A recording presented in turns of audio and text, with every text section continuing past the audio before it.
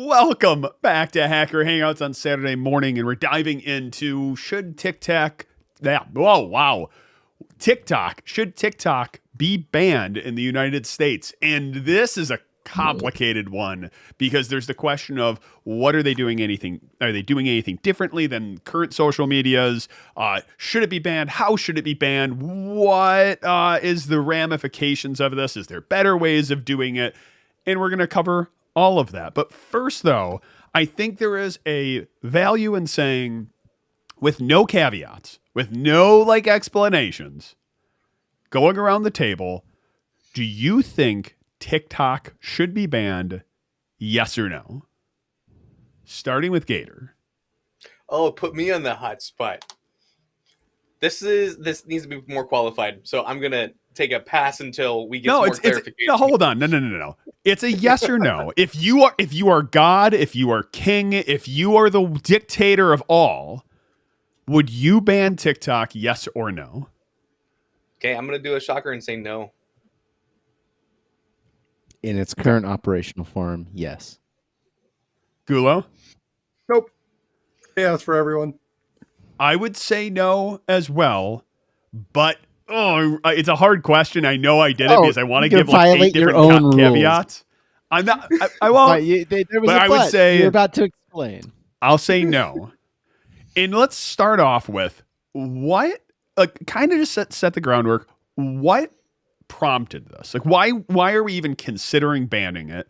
Because I think that needs to be talked about. What are they doing that's bad? They're stalking. Well, the piece that I think kicked a lot of this off was the 4 or 5 reporters or something that they were stalking their locations of. And they openly admitted it, and then they fired the handful of people that were actually stalking the reporters and looking at their locations to see who was leaking junk from TikTok. Okay. Because the other piece of this is there is we'll say an adversarial foreign entity. And I'm using that from the Restrict Act that they're talking about because they talk about this adversarial foreign entity. China's one of them, and they have a social media app which is growing crazy, which is gathering data, and we'll say algorithmic data, metric data, analytics of the platform. And then there's some questionable things which other social media might be doing. And then that's the other question. It's what are they doing that others aren't?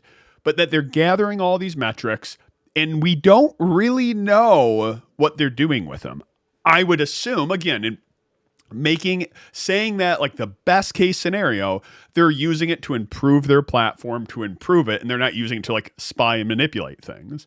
But they have that ability too. Is that terrifying or is that expected? So that's where it becomes an interesting conversation to where, is it just TikTok doing this, or are other entities doing this? And is it because who's owning that data at the end of the day? Is that the question at hand, or what are they doing with the data? So this is it's multifaceted. It's not just a straightforward answer. Let's just say this. Oh, go on, Gowrie. Yeah, look, we're going to throw all the cards on the table. The people of China are not our enemies, right? Chinese people are not our adversaries. When we say there's an adversarial situation, it is the governments and then some portions of our culture disagree on the way certain things should be. So there could be an adversarial relationship without us being enemies. Now, the reason why I said yes as to why it should be forced to stop operating in its current form, whether that means forced to completely sell it and wall itself off with not being a Chinese company anymore because it's owned by Tencent, right? Or just outright banned from operating in the United States is a complicated mix of the political realities between our governments and our cultures, and the fact that we know in other areas of the market that they over leverage their domestic companies to commit domestic spying. And there is a worry about, and when I say domestic spying, I mean spying on their own people, right? But there's a worry that that is going to extend to people outside the borders of China. We can disagree that we can agree that they shouldn't do that domestically, but we're also not the people of China. So like that's something they have to contend with. And obviously I'm for freedom of speech. I don't think they should be doing it. Where I think it becomes a real problem and a bigger political question is, should we allow companies from China to operate in our borders when we know the Chinese government has leveraged those companies to spy on Chinese citizens or Chinese immigrants in the United States? And that's where, and how do you delineate the line where it's like, oh, is it okay for them to do that towards those people but not towards US persons? Like, how do you even draw those lines? Like, and that's where I just fall on the side of, yes, in their current form, I don't think they should be allowed to continue operating. So I want to break this down. Braden went exactly where I was thinking, which TikTok hasn't done anything that Facebook hasn't. And I'm wondering I want to break down something you said, which is the fact that China is doing this on their own people and now they're doing it on US citizens. Is it different that a foreign entity is doing it on our citizens versus we look at like Facebook for one? Like if you found out that, like if I said 100% certainty, like honesty, like proven on paper that TikTok was doing psychological experiments on US citizens, would you immediately say, ban it, we're done with it? Because if that's the case, Facebook came out in 2012 that they were doing psychological experiments on their users. And they go, sorry, guys, we apologize. We know it was bad. They were also involved with like Cambridge Analytica. That was another one where this was proven there, and this was an abuse of privacy. So, Google was doing the text to speech, and they were storing that information forever.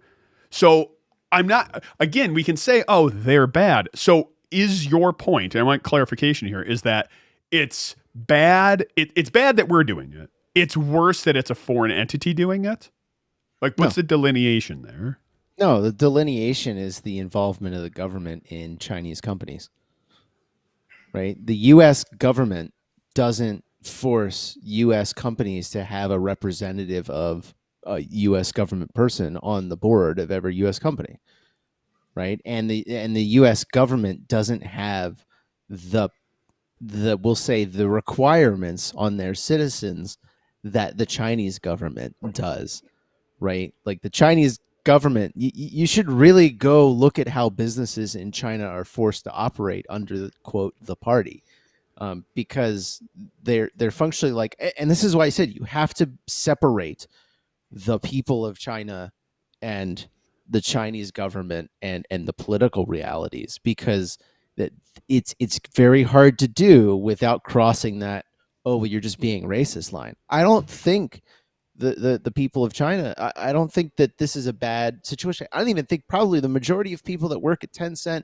and all the engineers and all that, they're probably perfectly good people, seriously. And I realize I probably sound a little bit like Trump right now, which is kind of like worrying a little bit, but like I really do believe the vast majority of people working for Tencent and even TikTok ByteDance. are good or ByteDance are good people trying to do their best to provide a platform that people want to operate on and all these things. The thing I have the biggest worry about is that the Chinese government has a hand in every Chinese company, and how are those walls built to ensure that, and this is where I say, and we know that they utilize that relationship to spy domestically. How can we be sure that they're not doing it here? And now that is different than, we have to ask the question, does the US government force Facebook and force Twitter and force these things to do warrantless tracking of citizens domestically? Well, And that's a different question, right? Like that. And this is very hard. This is where I'm going to jump in, and I want to hand it off to Gator because he had his hand up before me, but I did want to comment because you're saying like there's fear with Chinese having a hand in these companies, but like if we look at again Prism, the Patriot Act, there was the ability to do warrantless. Give me the data from Facebook. Give me the data from Google, and we can make use of this. Is this just completely hypocritical that we're saying? Well, they do it again. I will say, for my opinion, I want to say it's one thing our U.S. government's doing it. It's another thing when it's a foreign entity doing it, because there are going to be different motivations there, which are a little different. Gator, and then it looks like Gula wants to talk. Let me one sentence response to that, because it's critical to have it in the context. I don't agree with Prism or those other domestic spying programs either. I think Just all of be us clear. I think all of us on this call would say we don't agree with the Patriot Act. We don't agree with that. And I'll say one more thing, and then Gator, I know you're waiting, but like, if we look at the Restrict Act, it is not in response to a critical thing. Patriot Act came out, 2 months after 9/11, like one of the biggest terrorist attacks, travesties. Like, there was reason where we were frightened and we traded privacy for security. Again, regardless of where you sat on it, like, there was an event that happened and then we're responding to it. This one doesn't feel like it's even, it doesn't feel like it's not in the same level of like 9/11 and then this. Gator? So, wrapping all of the 3 or 4 different tangents that just went there, it comes down to, are we okay with China actually having, the Chinese government having access to all this information from every user on planet Earth versus just their country? And to your point, when it comes to, hey, what about the US country? When we're talking about Prism, we're talking about these other places. Our privacy online is completely dead. When it comes to us trying to go through and say, oh, is it okay for TikTok to keep on going versus our government? And the points in the chat talking about, hey, the warrantless tracking or making sure you should get a warrant.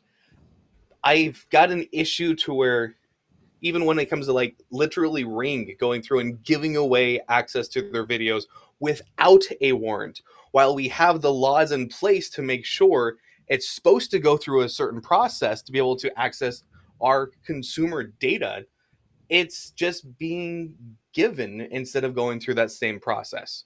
So for me, it's a larger, our privacy is at risk, not just from TikTok, but from other locations and other corporations as well. I think what makes TikTok a little bit different in this situation is that it has a direct seat, like Gowrie was saying, of a government official being there. Our data is already being given away without a warrant. I also want to throw this out. Our social media companies are not allowed to operate in China, right? So this is not like a two-way street, and like this is the political realities of it. Given all of those questions, why should a company like ByteDance, which has some of those crossovers, be allowed to operate in the U.S. when that is not a two-way street? And that's a big political / business question as to whether or not we should allow that type of agreement.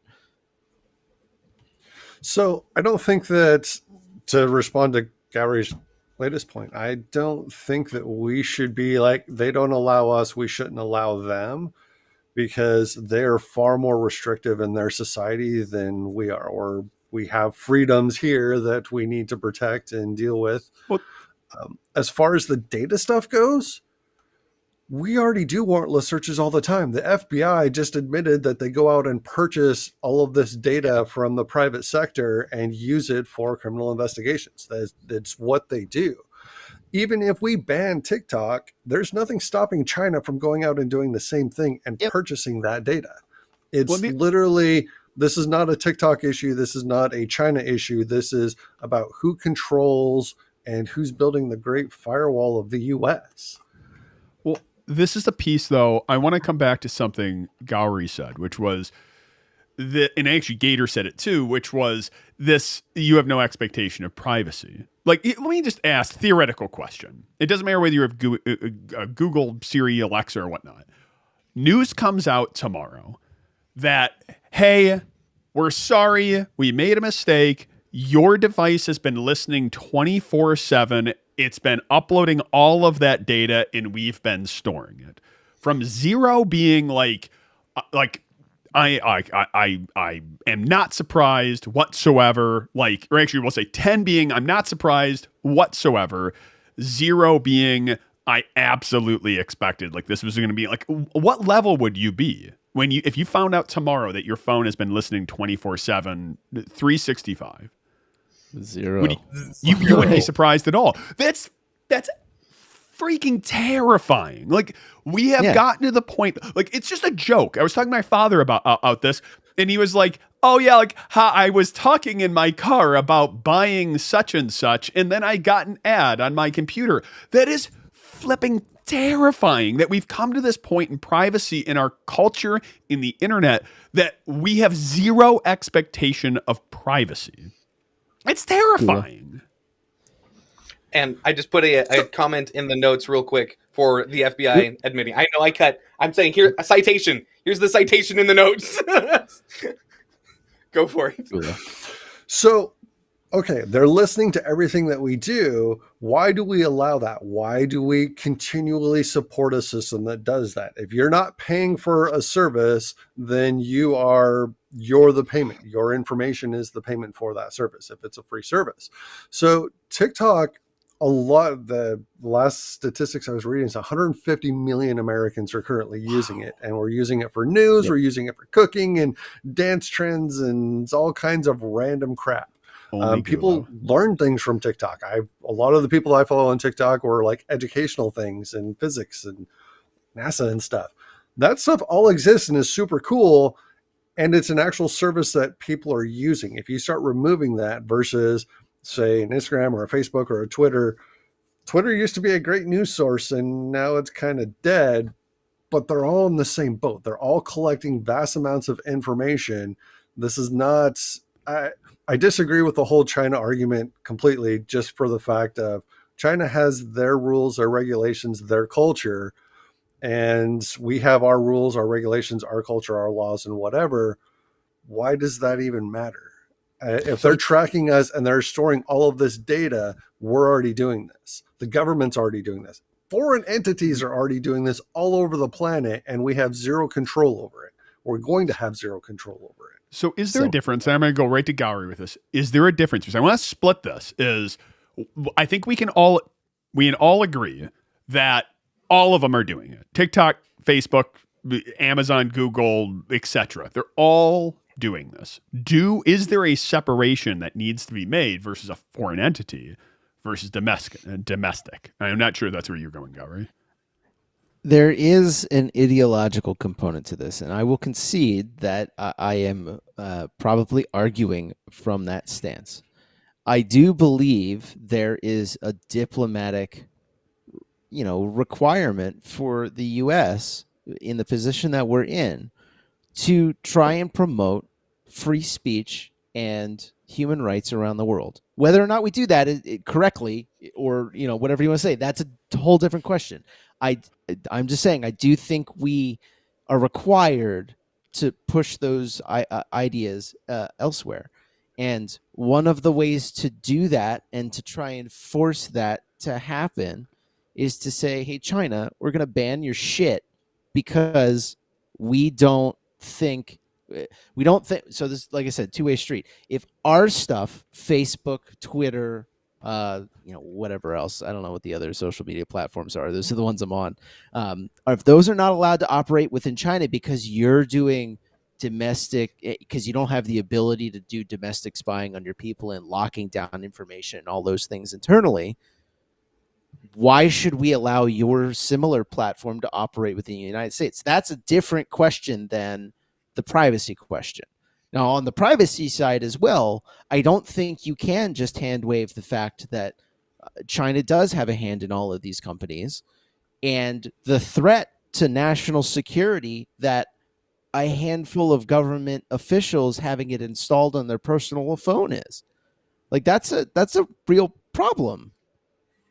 So, and like, it's a slightly different problem than them having Facebook or Twitter installed on their phone because it's a foreign government. I want to give everyone a chance to respond, that. but then I want to get to, like, we'll say the next step. like what are the actions which could be taken. But final thoughts, Gator, on this part. So I like how Gary went through and put with, as the US, we're trying to make sure that there is the ability to have freedom of speech around the world. Those are both pros and those are both cons, right? We making sure that there's a platform for folks to be able to do that, or having the ability to do that, is important from what our country and society is supposed to be built around. So going back to the beginning question of should it be banned or not, am I going to use it versus if I want it banned? I'm just going to choose not to use this service. Yeah, hold on, you're getting ahead of us. Damn it! You're getting ahead. All I'll say, and this is what I'll say, is like the threat to do this, is a political lever for us to try and break through that. And I think that's one reason that it gets pushed, and not all of the reasons. I certainly think some of the reasons it's getting pushed is just straight racism. I will contend that. Gula? Too little, too late. If we were going to have this argument that the Chinese government blocks our social media, therefore we're blocking their social media, we should have done this before half of the country had installed and was using their app. I disagree with this. Keep going, but now I'm jumping in. Wow. So yes, we should have things that can be retroactive, but now this is a part of our culture. This is a part of day-to-day lives that are going to impact citizens in a real way across the entire country. If we were to argue that this was based off of free speech and we don't want China in here because of the whole free speech thing, then that should have been handled from the get-go, and that should have been something that started to actually be implemented a long time ago rather than what we're doing now. The problem with that is like the manufacturing and how many chips in the routers had like weird firmware installed where all the packets were going to China. There were all these red flags that if we were going to do this for national security or freedom of speech, we should have started implementing this like 30 years ago. But now we're waiting for a TikTok that's doing the exact same thing that all of the US based, technically all the companies of the world are now doing. And now we're like, oh my God, look at what China's doing. We have to stop them. We have to stop them now. So that's a bunch of crap in my mind. I think there's two pieces to go off in this discussion logically. One, the thing I disagree with is the whole, it's that ship has already sailed. It's already done. Like, there's nothing we can do about it. Like that one I take massive exception to it because like the internet is very new. Like sure, it's so old. Social media is not that old. And I mean, the thing I was thinking about is when I've been mulling this over, going, what could be done? Because like GDPR and things like jump to my mind is like, we don't really have any privacy. But there's two parts of this discussion. So I'll throw them out and then we'll dive into one. One is I want to jump into the act they're looking to pass, the Restrict Act, going like, is that a temporary solution or a solution that we could do? Because that one's targeted a lot more towards like foreign entities and not domestic. Because then domestic, I do think we have to go, what can be done? Because this is where like the GDRP or GDPR in the EU, but we don't have that. Actually, I was curious because I know there are like there are some privacy laws, but when I looked through them, I was cracking up. I was going, okay, we have the California Consumer Privacy Act, which is great, but guess what? If you're not in California, that doesn't apply to you. We have the COPPA, the Children's Online Privacy Protection Act. That's great, but if you're over 13, doesn't apply to you. So that's out.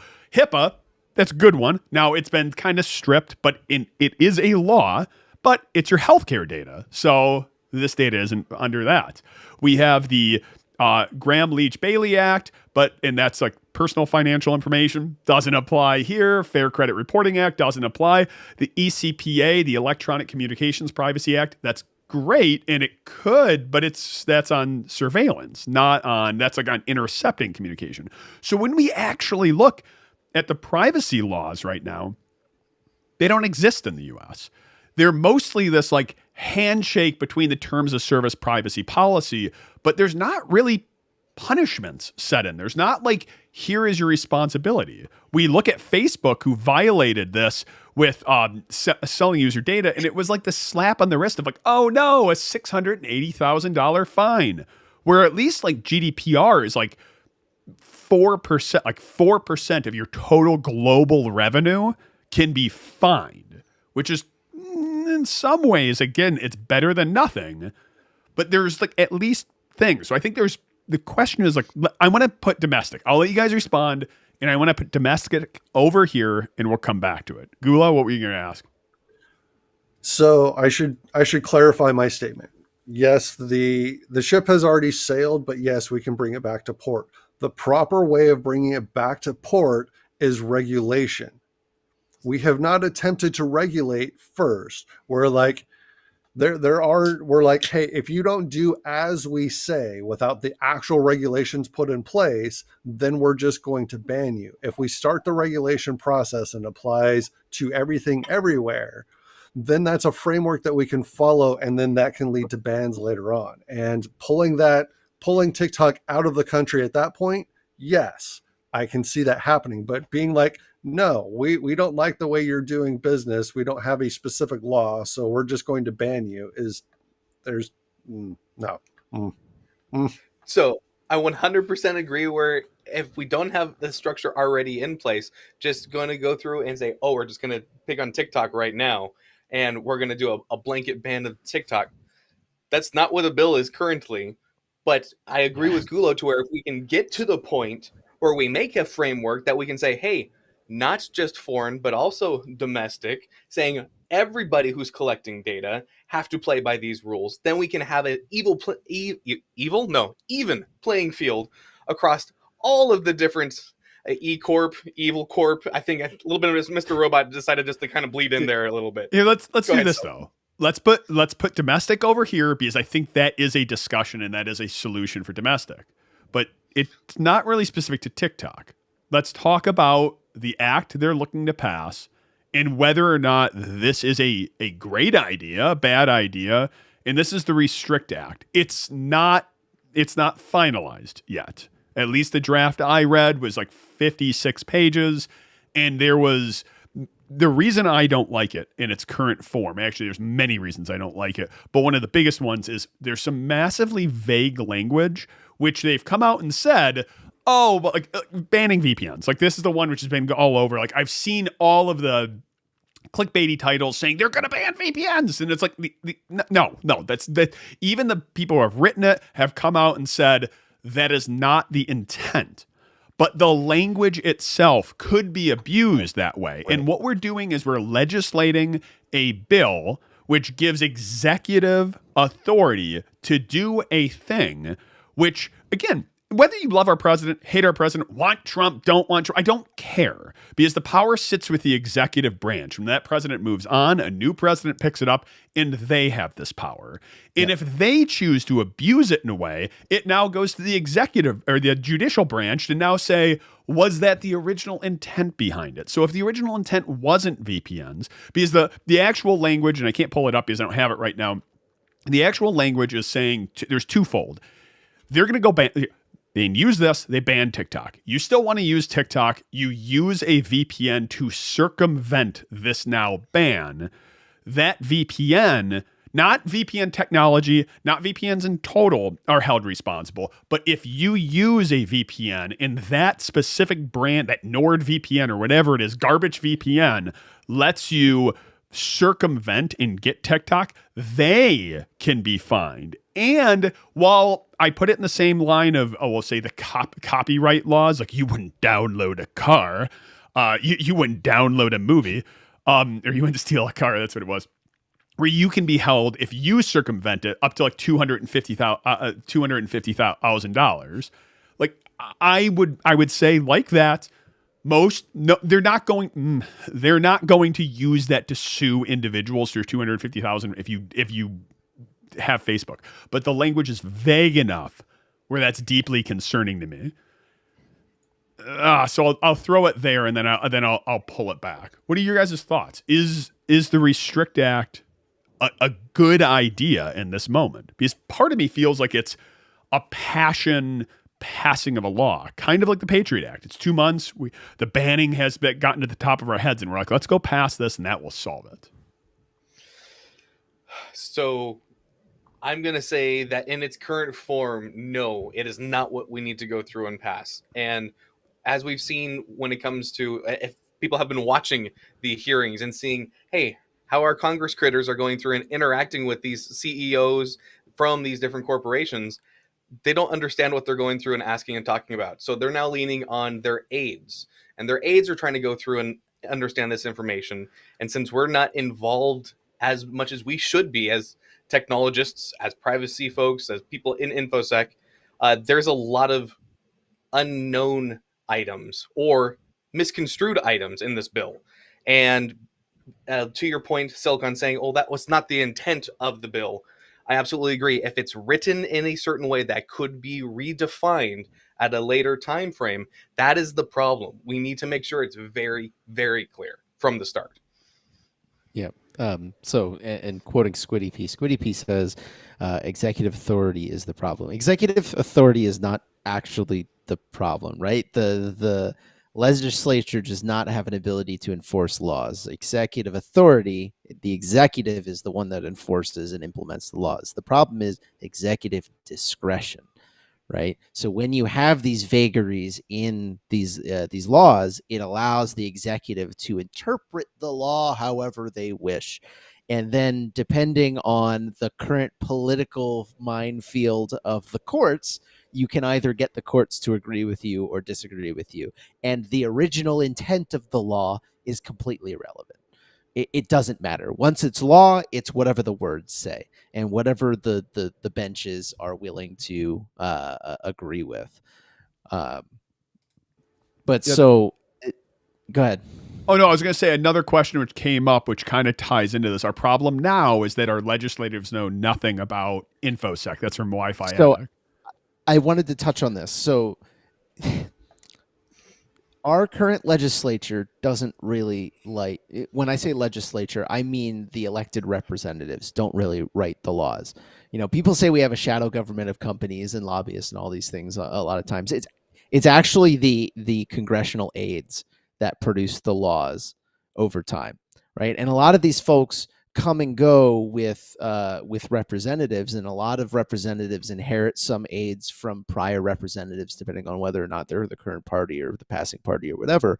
But those aides are the ones that are largely tasked with coming up with the language that ends up in these bills, because you can't expect a single person elected representative to be an expert on every single possible topic that's going to come up. It's just unreasonable, right? So the aides of Congress are the ones that end up authoring these bills, and they do it with the help of input from the industry that they're trying to regulate usually. And that's where we get this idea of lobbyists being disgusting cockroaches, because they slip in all these things. So yeah, I'm not going to contend that that's not happening, and I'm not going to say that I'm not going to say that, you know, Facebooks and Twitters of the world aren't trying to put a thumb on the scale and get rid of one of their biggest competitors. I absolutely think there's a good chunk of that. Now, that said, going to what Silk said, where, you know, the vagaries that are still in this bill and not clarified that could be interpreted in XYZ way,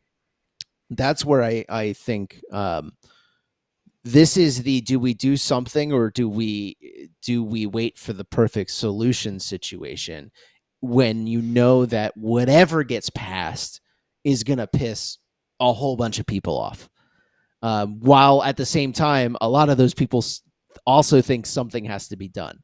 Like this is how the sausage gets made, man. Like, there's gonna be cracks in the bill that allow for, and I'm not saying, all right, let me walk this back. So I'm going to say that those vagaries and things, some of those things are going to slip through whatever passes.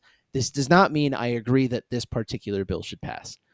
And I do think the reason why it shouldn't pass is for the same reason, that some of these vagaries and executive discretion problems, if you will, should be clarified very, very clearly. I think one of the things when I've looked at it, if you read through the bill's not hard to read. I will throw it out there. Like, if you are interested, you can kind of skim through some of it. There's the legalese, but then there's like some call outs. Like again, when we talk about this foreign adversaries, it lists out these are the countries in which we're targeting. It's not that it. I've seen like this. A lot of the headlines are all, and I don't want to spread misinformation or anything like that. A lot of the headlines though are just massively wrong. Where it's like it gives the executive branch to ban anything. And it doesn't really, there are some conditions, like it has to be owned X amount by a foreign entity. It has to do this. But the thing which is concerning to me is like there's very little technical information. And same with like a lot of these privacy things. There's not a sifter which says here is the expectations. It needs to the data needs to be encrypted or enigmatized. Like for instance, Google Analytics kind of went through this thing, and Monomo went through these things of like here is how you can do enigmatized data where you get the data, but you don't know what individual it's attached to. You can even give ads to that individual. And again, I say that individual, like you don't know who the individual is. They're just a number in a system, but you have the information attached to that. And then there's this damaging way where you can like attach that enigmatized for either way. I digress. There's not like a sifter to say, here are the standards that if you want to do business in our country, here is the expectation you need to go through in order to like get the thumbs up, to get the green check mark, to get the blue verified Twitter thing, which you have to pay for, which gosh, it felt like a joke as I was saying it, but it starts feeling like a pay to play type scenario with how it is right now. Like it feels like a lobbyist can just be like, hey, here's the money. And then all of a sudden they get then they're through because there's not that technical sifting that has to happen. Regulations. So let's talk. No, I want to throw this out there real quick because there's this idea that Twitter and Facebook and friends operate pretty much without any regulation or oversight whatsoever, and there is this idea that they are capable of doing this, but Elon Musk has learned this the hard way that that's not exactly true. The FCC does monitor these companies, and like Twitter was operating without I forget what the team is that interacts with the FCC for these things, but they were operating without their team, and they violated some agreement on specifically on privacy and their ability to make changes without informing the government first. Like there is a point at which a company becomes so large that the government actually says, okay, we have to you have to clear certain privacy things with us. The SEC has that Twitter's too. in violation. Adding to it, the SEC has requirements as well if you're a publicly traded company. So like there is some and like this kind of goes back to a lot of things that if we want to talk politics, and we're definitely talking politics at this point. There's a lot of laws on the book that we could leverage to regulate these companies that we just don't enforce. So because passing a law is one thing, enforcing it is another. I want to hand it to Gator, and then I want to kind of bring us back to this point of the question. Gator? There was a lot said there to try to wrap on that subject. On the issue that I see currently at hand is that since we don't have a even playing field on making sure where our data is actually going, that's the main issue. So hold on. I want to target us because I don't want to get us away in domestic. Because we talked about regulation and we talked about I want to keep it strictly on TikTok. Is this the bill to solve this issue of the impending TikTok? No, it's not. Straight up. The end. Moving on. This is the ban hammer, right? Because it's not equal across everything at this point. Okay. So this is where I think I want to close up this section of the conversation, which is this bill the mechanism in which we can ban something like TikTok? Because there really is two different topics. There's like the domestic and whatnot, but they go hand in hand of TikTok. So I think the next step is talking about what does that sifter look like? What is that regulation which hits foreign entities in one way? Because I do think that's one thing the bill kind of has right. It doesn't have the sifter, that sifter which we can use for domestic and foreign, but it has some ability to be able to target what is a foreign entity or a foreign controlling entity inside an application.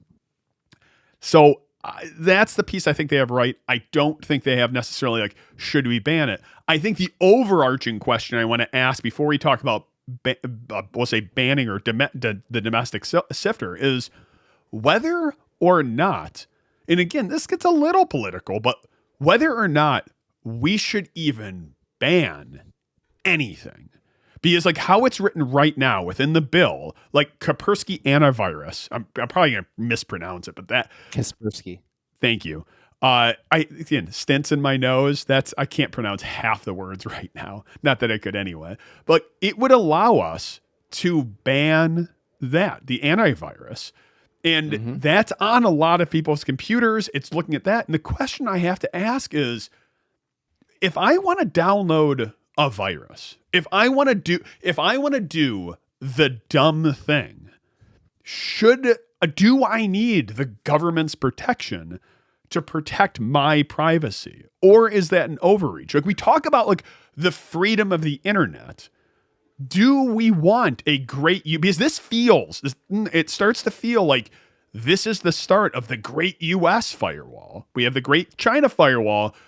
Does this open up the door where they can now, start regulating versus do I want the freedom to do the dumb thing online? I think, and this may not make a lot of sense, but in my mind, it's the default is protect the standard citizens from X, Y, and Z, but allow the tech savvy people, if you will, to circumvent. So, okay, there are regulations that involve this, and because of those regulations, it is the default that this is off. But standard, Gulo can go out and install this, can set this up, can use a VPN and set these things up. It's like viruses. I used to belong to a group. We used to trade viruses back and forth. We would do reverse engineering of viruses, but there's some like gray areas in the laws of I'm now sending viruses through email or through Google or some other way of going back and forth and things like that. Yeah. So there's a lot of things with that. Now we were very careful. We had all these rules and regulations in place as the group to protect the internet and other people of this, but it was a necessity that we needed to do the research against that type of stuff. And there's a whole research aspect to it as well. Standard users, I think, should be protected because I don't expect 80-year-old Joe Biden to know what he's doing. This kills me though. Because like I want to agree with you again because I'm a tech expert and but like the kicker is like it creates what we'll say is like almost two classes of citizens. If you're smart enough, you can have freedom. If you're not smart, though, you're protected by the government. Like it feels like that. I'm not saying that's what you're saying, but it sounds like, well, the general population, like if we had the Chinese firewall here, the Chinese people have an ability to circumvent it. Now, at great risk. We're not talking about things like with the United States, like, oh, you can bypass it and get it. But now we're saying, like, if you're smart enough, you can bypass it. But for the general population, they're not. And then this increases a giant risk because now I can put, here's how you circumvent it through my VPN. And my VPN is the one you circumvent it. And that creates this whole level of, like, additional security concern because now I and my VPN have the ability to track all these people circumventing it. Gator? Doesn't it just come down to corpos? When it comes to not going through and being per country, this comes down to where's our data flowing. And since we don't know where our data is flowing, who owns that data, it doesn't matter who and where we're talking about at this point, right? We have no insight of how much information is being leaked out. Yeah, the comment I want to look at right now is there any known mechanism that prevents the US version of TikTok data being seen by the Chinese version? So we don't have a US version for one. the other piece I was going to say is within TikTok, this is one of the things that came with the CEO talking. They have this Project Texas where they want to move all the TikTok data centers over to Texas.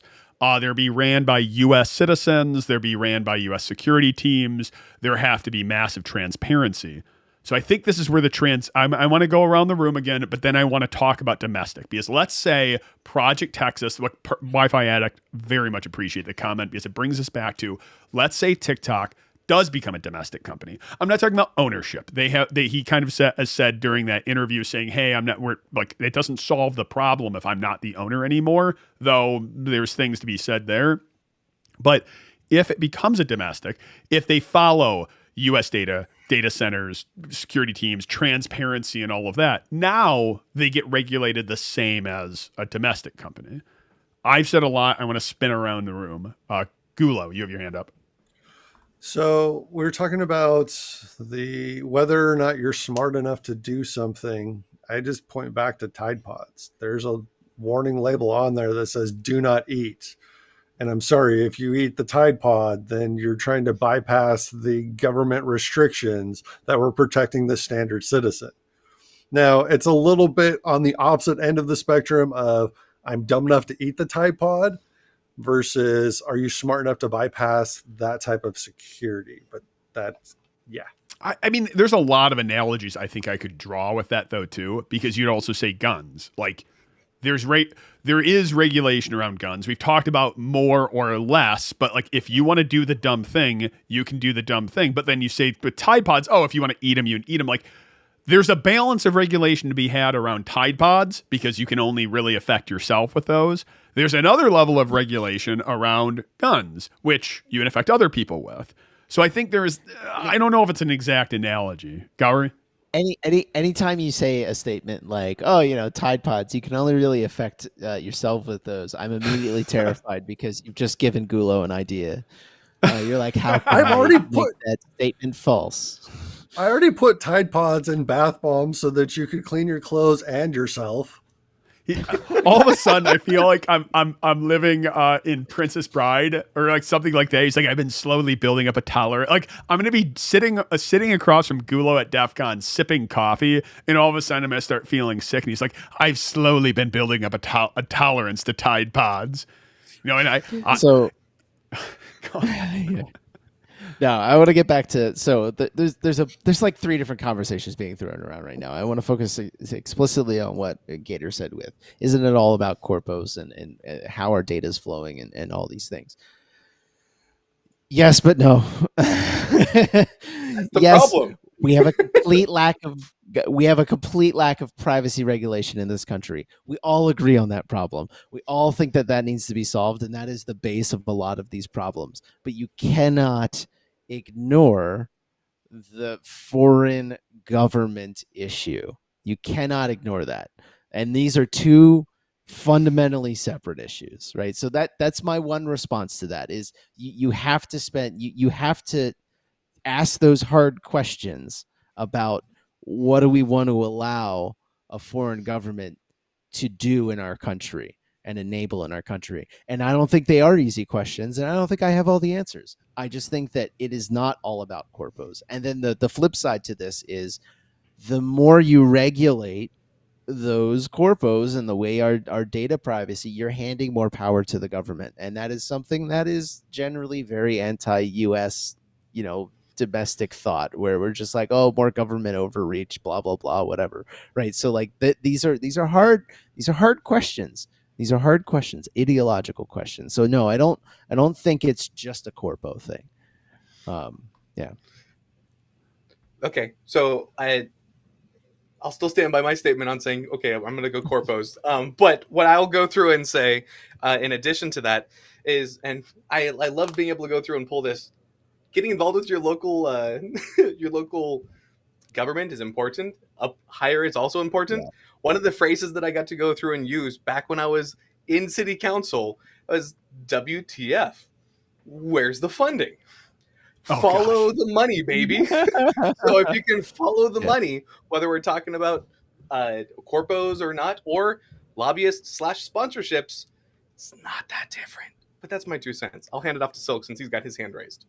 Yeah, I mean, like, Play let's with stop. baby. I want to shift on over to, okay, TikTok becomes a domestic company. Like we have separated. I don't think we haven't like offered like here is the solution. Like here's what we need to do. I am going to ask the question whether or not we should ban it at the end. So I'll be looking for answers. But I want to talk about, it's a domestic company. We TikTok's now domestic, and all of our social media are domestic. What is the solution? Like in an ideal world, again, you're king, you're God, you're the dictator.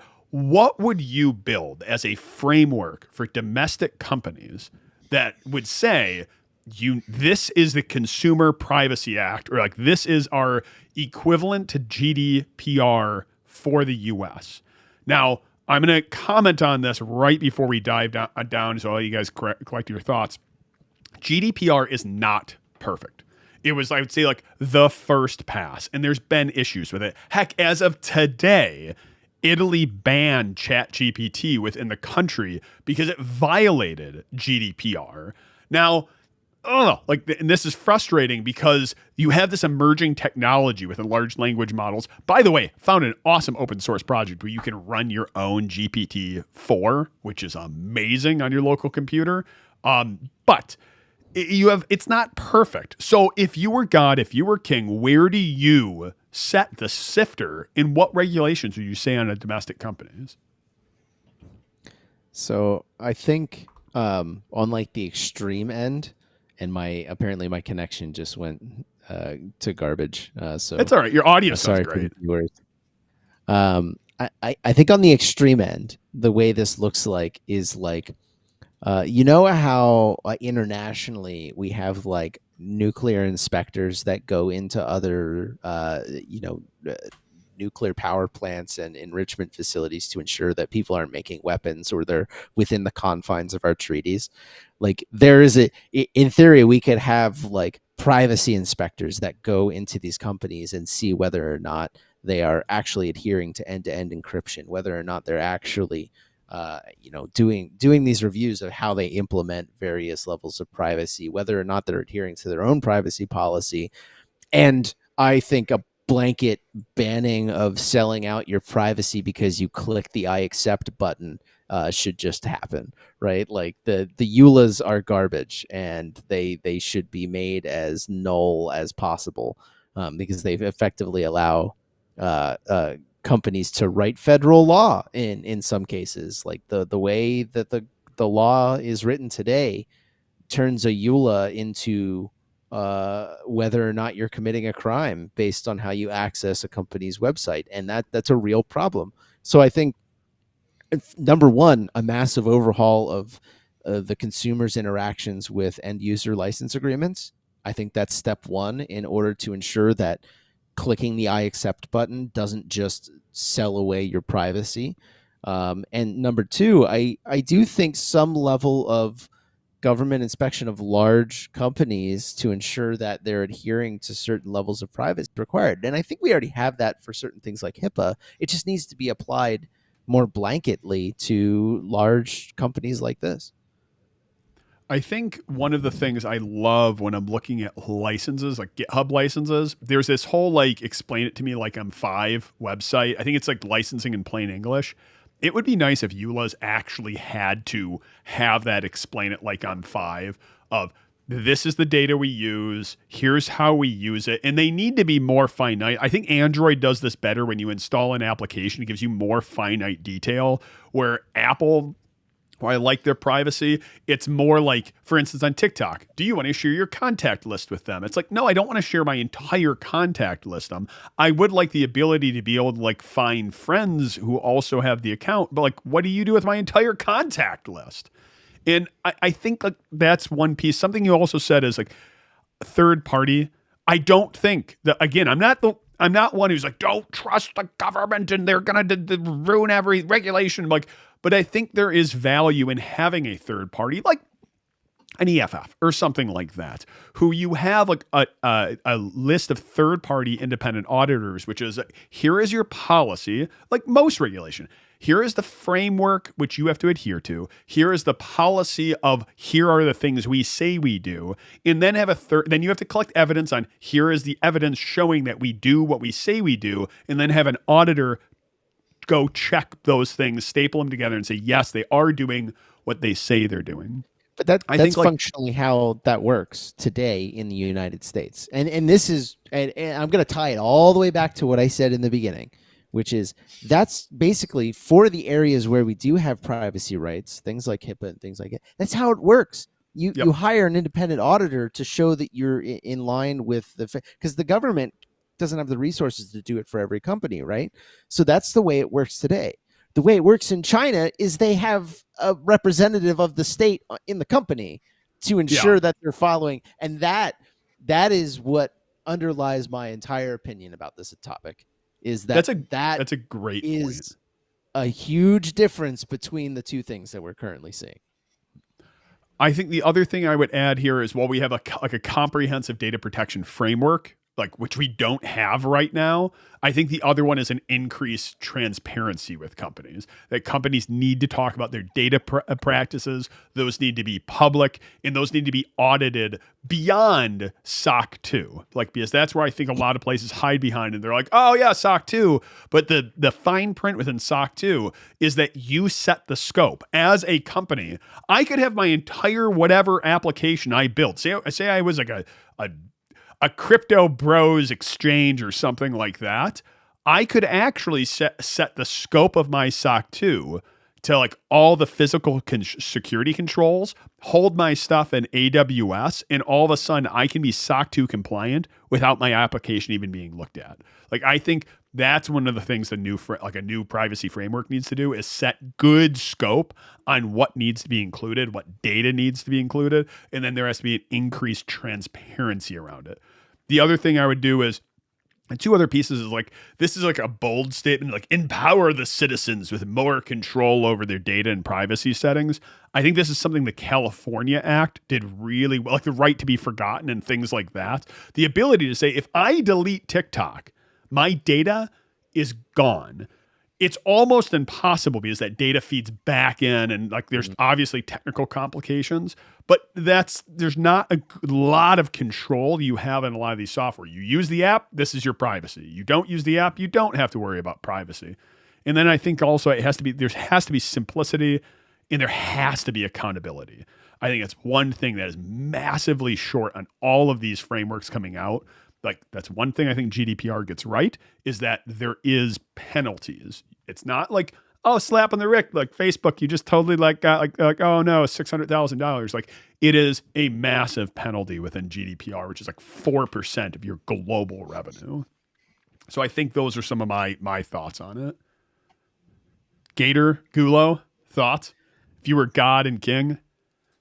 All right, I'm gonna say if we were, long story short, everyone, foreign and national, has the right to know how and where their data is being used, and it's easily accessible. One blanket statement. If we're talking about the accountability, I will agree with you that GDPR does a better job than the California Consumer Protection Act, because in my opinion, the GDPR has teeth, as where the California Consumer Protection Act, the biggest fine I think is $7,000 per person, which sure, if you stack that, that's great. But then that's also about the same time frame that people picked up from California, moved out of Silicon Valley, wow, and moved somewhere else to go through and do, so they didn't have to worry about those, which is just nuts. I think one of the issues with it is right now, the internet's very young and it's very hard to assess damages. So anytime like a lawsuit happens and whatnot, at a certain point, they say, where on the doll did it hurt you and how much damage is there? And that's where it's hard. Because right now, and this is why I think we've gotten to this point of like, I don't care about my data. You don't care about the data. It doesn't matter if Google's listening, because we don't know the downstream impact of this data for years and years and years to come. And I use the example of maybe even SSL encryption. Like when SSL v2 was a thing, it was secure, it was encrypted and whatnot, and ISPs could just collect this data in treasure troves and whatnot, but they couldn't access it because they couldn't make sense of that data because it was all encrypted. Later comes along, SSL v2 is very easy to crack, and now they have plain text of all that data. with large language models on the massive growth to be able to make sense of this massive amount of data, we might not know the impact of the privacies we're giving up now for decades to come, where they can actually start making sense of all this data being collected. That's one of the things I'm fearful of, and why I think we need better regulation now, or a better framework, because we don't know what the end result's going to be in 20 to 40 years. Cyberpunk 2077. It's just, So with that, basically. though, I'm going to throw it out as two more questions, which is, first question is, so after our discussion, would you ban TikTok? Yes or no? Gator. No. In its Gowrie? current operational form, yes. Gulo? Nope.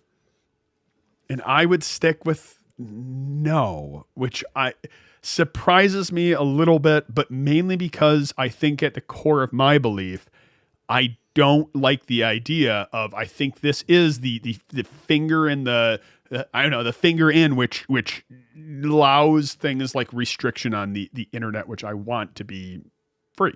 Which, again, I know that's that ridiculous statement of I can just throw freedom in there and it sounds great.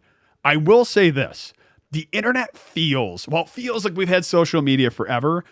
The truth is, like, it's not that old. There's so many exciting things, and I would be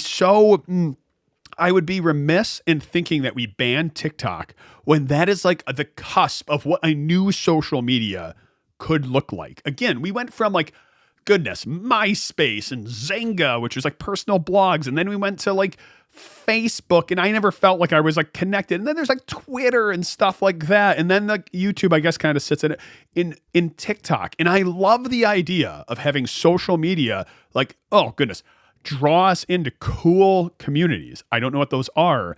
And I want that. I want connection with you guys more. I want connection with other people more. I want to get to that. I want to find my tribe better. And that's what these represent. But I still want my privacy. I want all of that. I want my cake, and I want to eat it too. So what are your thoughts on that? Are you excited?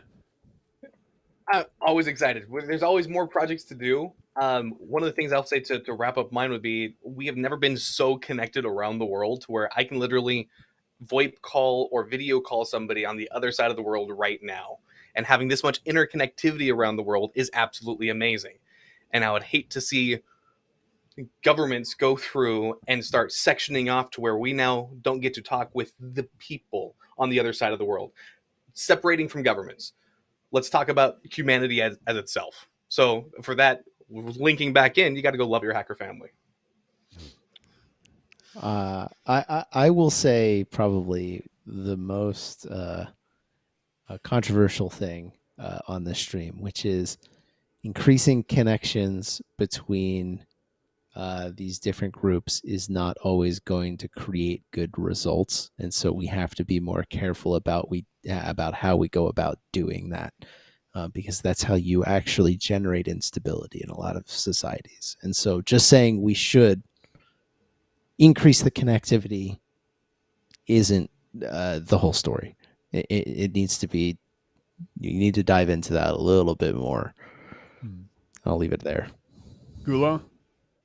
Remove the warning labels, reinstate Darwinism. I think with so much going on, I love this discussion. I mean, I think the main reason I want more social media is as more ways of shamelessly hanging out with you guys and friends in chat. Thank you for joining us on Hacker Hangouts. I hope you enjoyed the discussion. I know I did. As always, thanks for watching, and hack on.